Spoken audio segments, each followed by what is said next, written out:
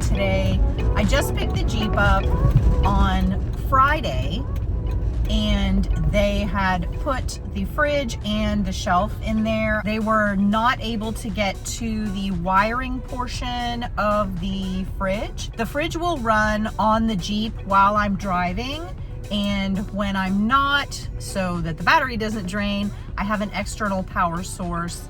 I have a Jackery with a solar panel to charge the fridge and run it when the Jeep is not running. So the wiring for the fridge to run off of the battery is what we are going in to do today. This last time we also did, we did one more panel on the roof rack. So the Goby rack only comes with so many panels to sit stuff on. This space up top over my head did not have a little panel, and we need to put like some storage boxes or a bag or something up there. So it's, again, storage space that we need to be able to utilize. All right, I just dropped the Jeep off and have to walk to the rental car place, which is about 4 miles. And it is the peak of morning traffic.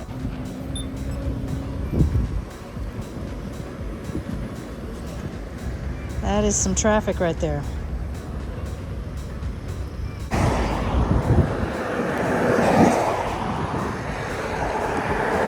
Well, this is something you don't see in Orlando proper very often, is a lovely field.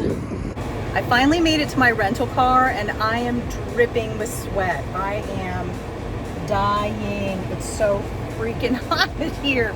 Florida's hot. Hey guys, I am looking super tired now. I was looking at myself and I'm like, whoa, I look tired.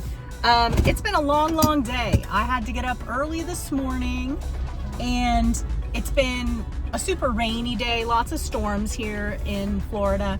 And I picked up the Jeep, as you can see, and everything prior to the trip is now done. I could not be happier. I can't wait to give you guys a tour.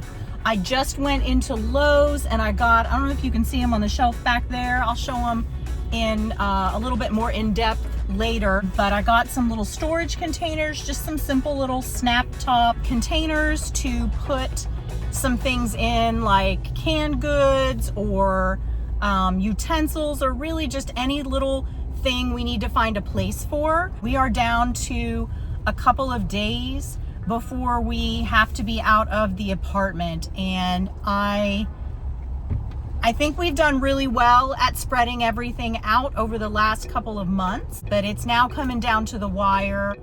All right, so I just went into Lowe's and I got these small containers, and I still have a lot of room on top of that. So our backpacks and things are probably gonna go on top of those. Those will have things like our canned goods and kitchen items and whatever else we need to put in there. Here's a little closer look at the shelf. It does have the little, I guess it's like a MOLLE panel shelf.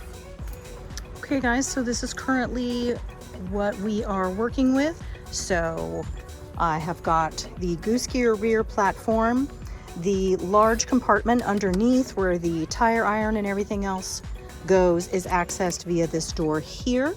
I actually got this on Facebook Marketplace used because it was a little dinged up, and none of the dinged up spots are visible. So, I mean, I got this for a steal. Proudest addition this time is this Dometic fridge. And it is on a slide. So we do that. And it comes all the way out. This is a 45-liter fridge freezer combo. This is what we look like inside. Push that back in there. It is all anchored into the platform. You can see right there. Got the tie down straps to keep it from moving around.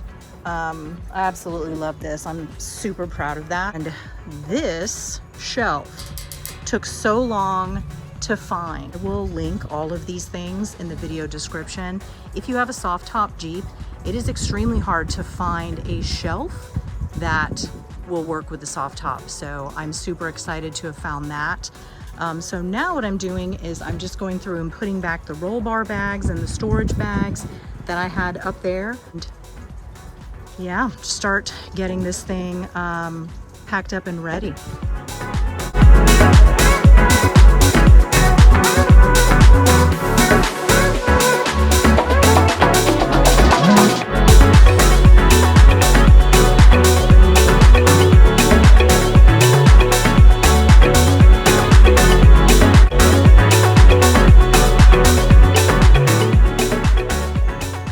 It's the morning of the move.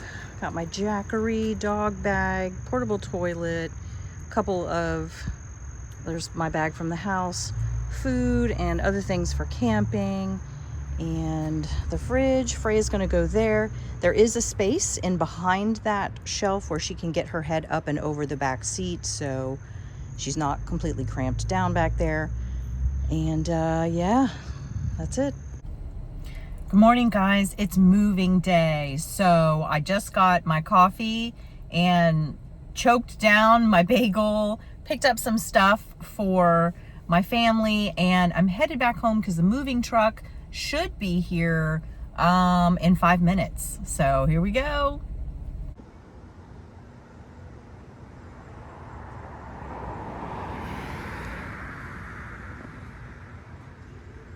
This Airbnb has a cute little fenced backyard. It's actually got a lot of room, and it has an outdoor shower because the beach is just over that way. It's got a little bench out back, got a grill back here, and it's got a really good sized porch.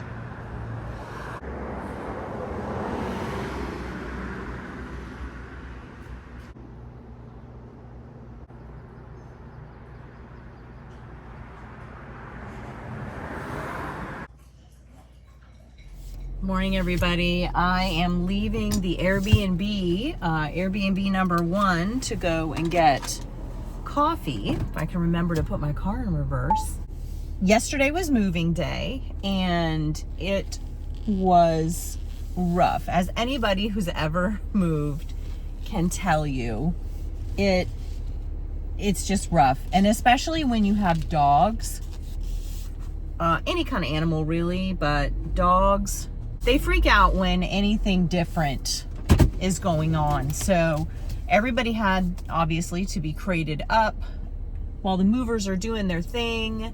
And can't see, there we go.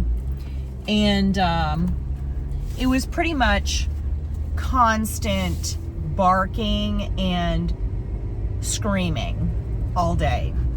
It was very hard to talk to people. It was very difficult to maintain calm. I lost it at a couple of points because it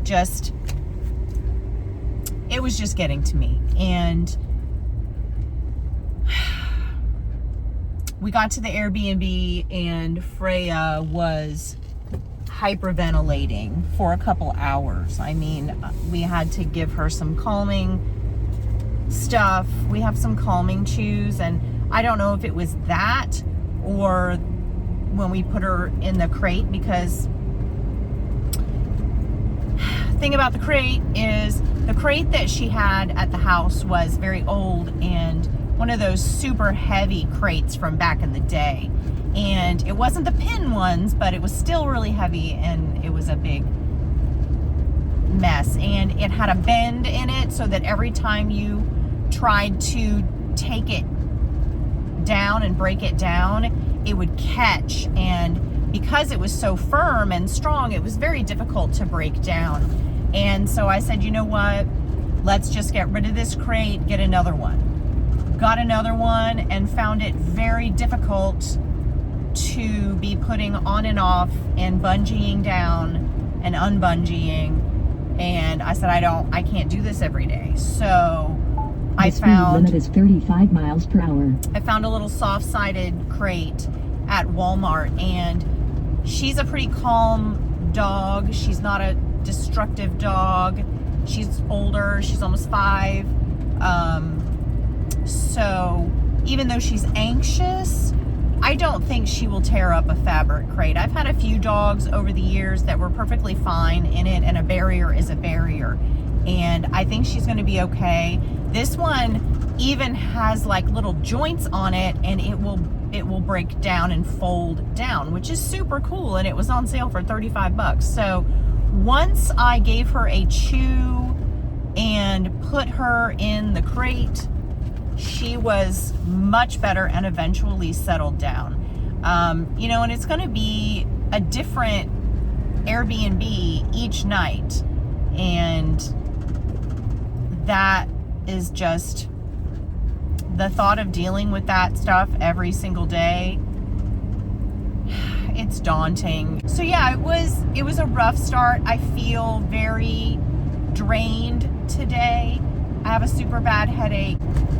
Yeah, so I'm on my way to Starbucks and I'm gonna sit and enjoy my coffee and bagel before I head back and start putting all of the extra things that we kept finding. Like, we kept finding things that should have been packed but that weren't.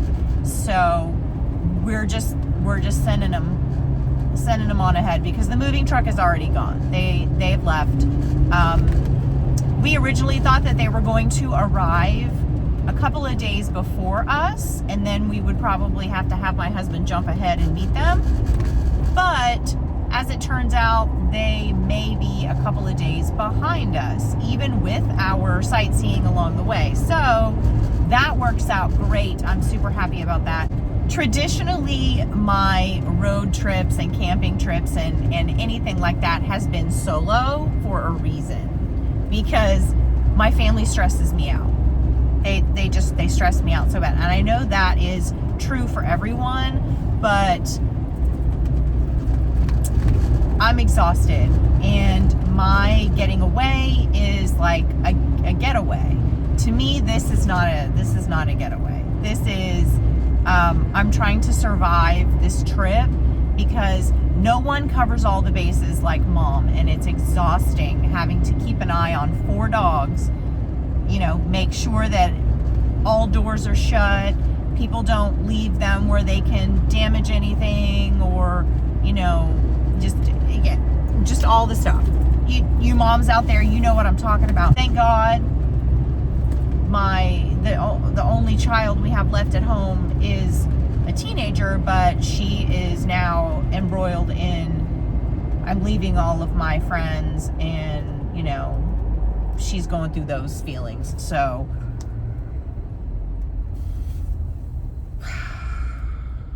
I'm just really tired. So the big circle there in the frame is part of an old phone mount that I removed, but I am having trouble removing that big disc. So I'm sorry that's in the frame. But this is Cocoa Beach. Right up here on the right is Ron John's. And everybody, I think the world over, knows Ron John's. There it is right there. I grew up here.